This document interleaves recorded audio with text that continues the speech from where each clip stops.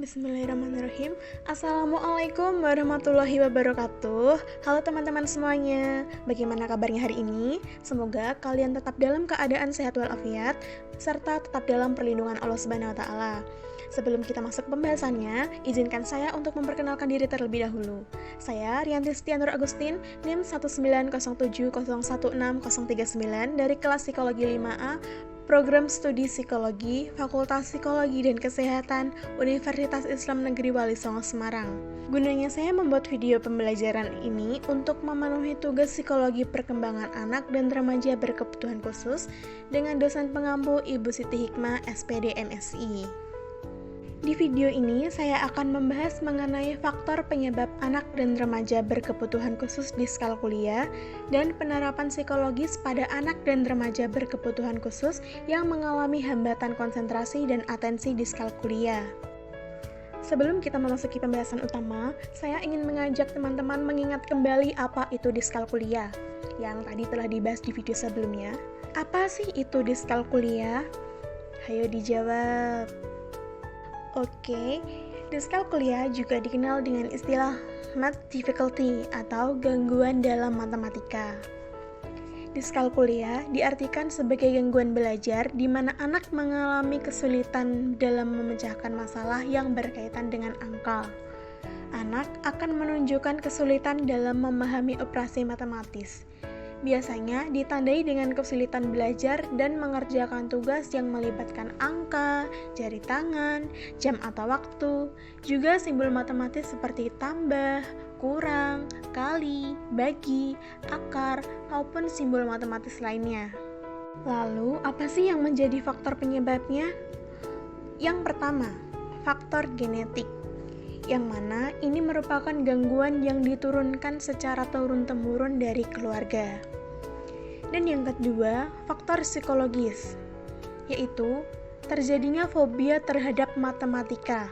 Hal ini disebabkan karena seseorang memiliki trauma atau pengalaman buruk saat kegiatan pembelajaran matematika berlangsung. Biasanya, ini terjadi karena tekanan atau turunan belajar matematika dari guru atau orang tua sendiri.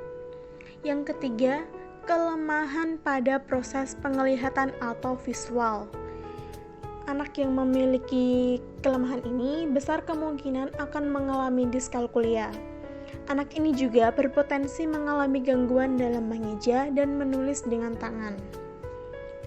Faktor yang keempat yaitu masalah yang disebabkan fungsi fisiologis.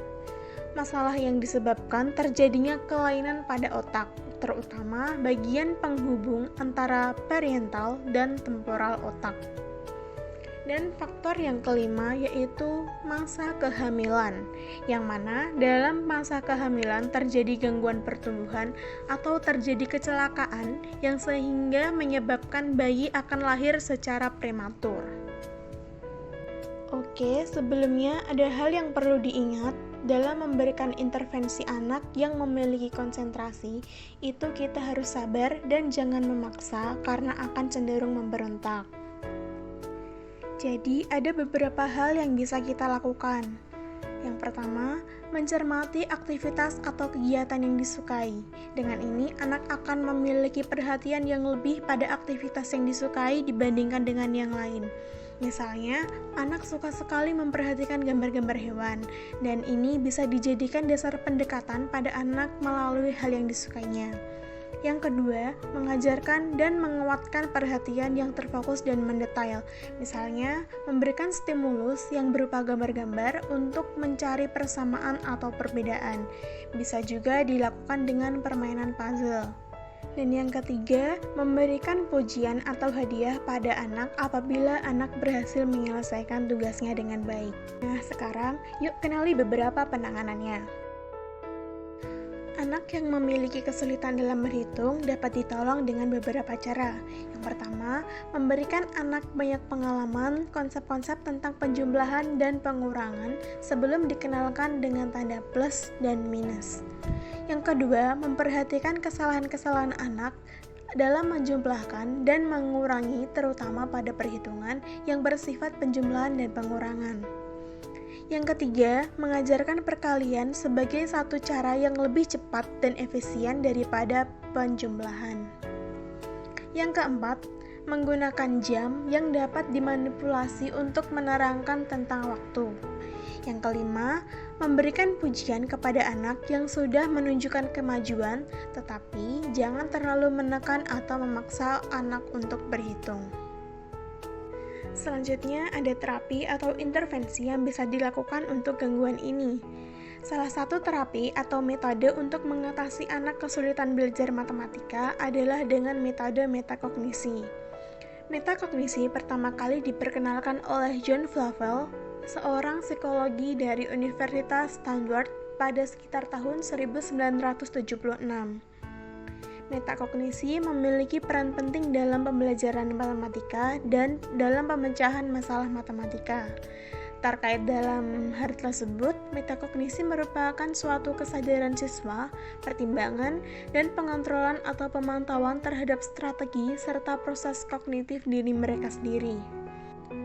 Pada tahap ini, konselor memberikan perhatian dan menjelaskan kepada konseli teknik metakognisi untuk mengatasi kesulitan dalam berhitung. Cara untuk menyelesaikannya menggunakan 3 metode, yaitu 1. Menghitung jari.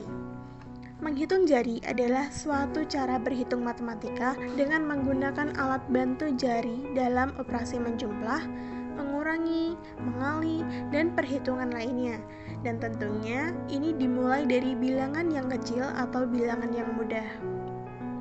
Yang kedua yaitu metode penjumlahan jari matika. Untuk penjumlahan bilangan satuan dan puluhan, kita bisa menggunakan jari tangan sebagai bantuan. Karena pada umumnya anak-anak masih sulit untuk membayangkan bilangan satuan dan puluhan tanpa melihat banyak benda. Keuntungan jari tangan sebagai bantuan perhitungan penjumlahan yaitu anak-anak akan lebih mudah membayangkan bilangan 0 sampai 10 dengan menggunakan jari tangan. Yang ketiga yaitu metode menggunakan media bola warna-warni. Dalam teknik ini, konselor menggunakan media bola dengan tujuan agar konseli lebih mudah memahami dengan menggunakan media audiovisual. Dalam metode ini, konseli akan dites visualnya terlebih dahulu bola warna apa saja yang tersedia. Kemudian, konselor memberikan instruksi pada konseli untuk menghitung bola tersebut sesuai warna yang diinstruksikan oleh konselor sebelumnya. Baik, selanjutnya ada beberapa bentuk intervensi psikologi secara aplikatif yang dapat dijadikan pendamping dalam proses belajar, yaitu penggunaan senam otak bagi anak yang kesulitan belajar matematika. Senam otak yang pertama yaitu Kaufman atau pompa betis, yang di sini Kaufman bermanfaat untuk menarik otot dan saraf yang ada di bagian belakang tulang punggung sehingga anak akan lebih siap memperhatikan, siap berkonsentrasi, dan lebih waspada. Nah, di situ juga ada gambar anak yang sedang melakukan senam otak Kaufman. Dan senam otak yang kedua yaitu ada gravity glider, yaitu luncuran gravitasi, yang mana ini bermanfaat untuk mengaktifkan otak untuk rasa keseimbangan dan koordinasi, meningkatkan kemampuan mengorganisasi dan meningkatkan energi. Dan di situ ada gambar yang memperhatikan anak sedang melakukan gravity glider. Oke teman-teman, sekian pemaparan materi dari saya. Mohon maaf apabila terdapat kesalahan dan kekurangan dalam video ini. Terima kasih untuk perhatiannya. Wassalamualaikum warahmatullahi wabarakatuh.